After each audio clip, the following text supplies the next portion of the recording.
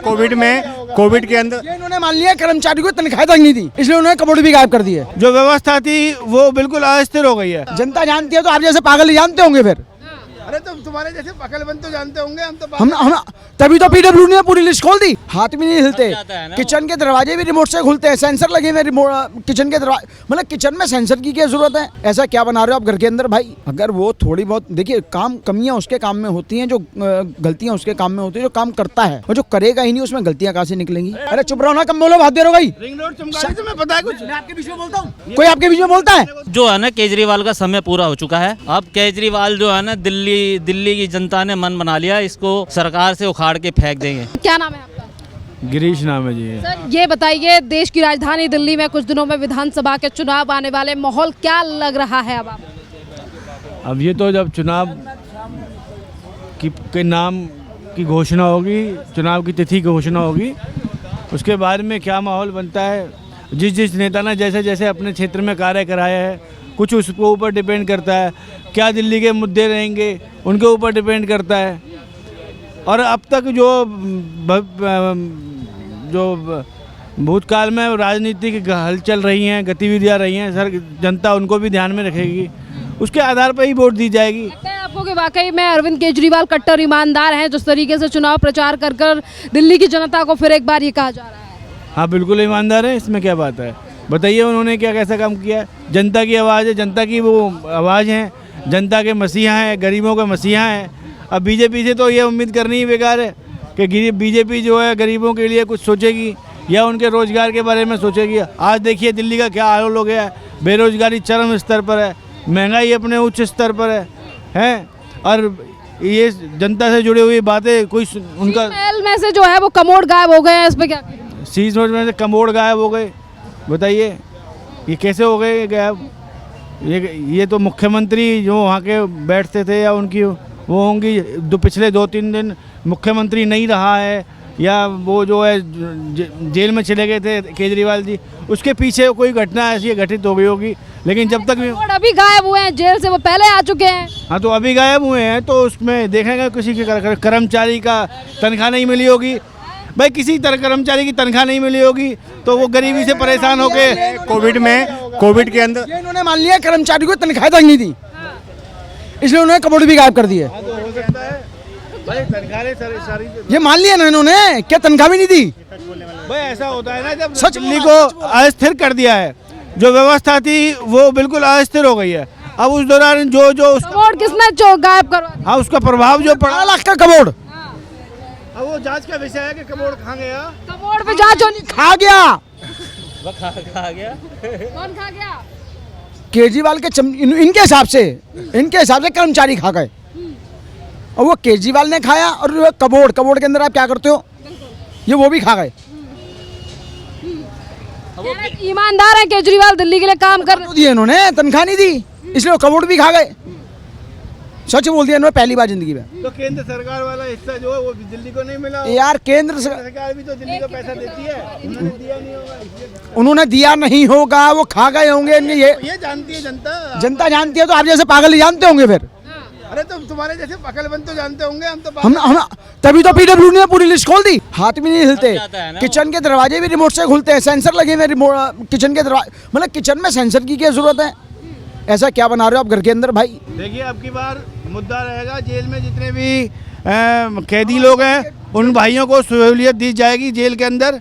उनको मसाज कराई जाएगी? नहीं, मसाज नहीं कराएगी, उनको जो मूलभूत सुविधाएं वो दी जाएंगी। जैसे केजरीवाल को मिल गई थी, टीवी मिल गया था, टेबल मिल गई थी, चेयर मिल गई थी, किताबें पढ़ने को मिल गई थी। एक कैदी को, चाहे वो आरोपी है नहीं है वो अलग चीज है। मानवाधिकार मतलब जेल के अंदर कैदी अपराध साबित हुआ नहीं हुआ बात की बात है तो मतलब जेल में कैदी है ना वो, तो उसका मानवाधिकार कहाँ से? तो बाकियों को भी दे दो भाई। नहीं, मानवाधिकार होता है। मानवाधिकार मतलब बाकी कैदियों का नहीं है, उसका ही क्यों? कैदियों भाई साहब सुन, चुप रहो, बहुत देर हो गई आपको बोलते हुए। तो एक ही कैदी वो है मानवाधिकार वाला, बाकी क्या पागल के बच्चे हैं? वो चाहते हैं हर किसी को अधिकार ऐसा मिले जैसे निर्भया के एक आरोपी को उन्होंने मशीन दी। हाँ, और जैसे कि वो क्या नाम था उसका, जो देखो नाम मेरा, कसाब के जेल से और कोर्ट तक टनल बना दी, वो भी मिलना चाहिए फिर उसको। मतलब कैदी को आप, और जबकि वो देशद्रोही है, एक पाकिस्तानी है, आतंकवादी है, केंद्र सरकार ने उस समय की क्या दिया था, जेल से और कोर्ट तक टनल, कि उसको सुरक्षा मिले, उसको वो कुछ बोलेगा। आतंकवादी कभी सच बोलता है? आतंकवादी कभी सच बोलता है? नहीं बोलता ना। मानवाधिकार, मतलब जेल में कैदी का मानवाधिकार मानते हैं, तो बाकी जो कैदी के फिर पागल के बच्चे हैं। अंकल जी ये बताइए, आप भी दिल्ली के रहने वाले हैं, तो फिर क्या माहौल लग रहा है आपको जिस तरीके से PWD के द्वारा एक बड़ी लिस्ट निकल कर सामने आई है? PWD भी दिल्ली गवर्नमेंट के अंडर ही आती है, कोई बाहर से सेंटर के अंडर नहीं आती है। उसी ने लिस्ट खोली है, तो किसी ने, केंद्र ने तो खोली नहीं। और सच भी बता दिया कि सारी चीज़ वहाँ पे मौजूद है, सिर्फ कबोर्ड ही गायब है। जैसे अखिलेश यादव टोटी चुरा के ले गए थे, ये कबोर्ड चुरा के ले गए। प्रधानमंत्री नरेंद्र मोदी की डिग्री पर जिस तरीके से अरविंद केजरीवाल ने तमाम बातें कही थी, झूठ फैलाया था, कल सुप्रीम कोर्ट में याचिका खारिज होने के बाद उन्होंने कहा माफ़ी मांग लेंगे केजरीवाल ने, है ना। देखो, मतलब मैं कहता हूँ मोदी जी पढ़े लिखे हैं, अनपढ़ हैं, वो सेकंड मैटर है, लेकिन देश तो चला रहे हैं। आप तो दिल्ली नहीं संभाल पा रहे भाई। अगर वो थोड़ी बहुत, देखिए, कमियां उसके काम में होती हैं, जो गलतियां उसके काम में होती हैं, जो काम करता है, और जो करेगा ही नहीं उसमें गलतियां कहाँ से निकलेंगी? अरे रिंग रोड चमका दी यार। अरे चुप रहो ना, कम बोलो, बात दे रहो भाई। रिंग रोड चमका दी, तुम्हें पता है कुछ? मैं आपके बीच में बोलता हूँ? कोई आपके बीच में बोलता है? रिंग रोड जो चमकाए या ना चमकाए, आज के टाइम में नितिन गडकरी का विपक्षी भी नाम लोहा मान रहे हैं ना। क्यों मान रहे हैं?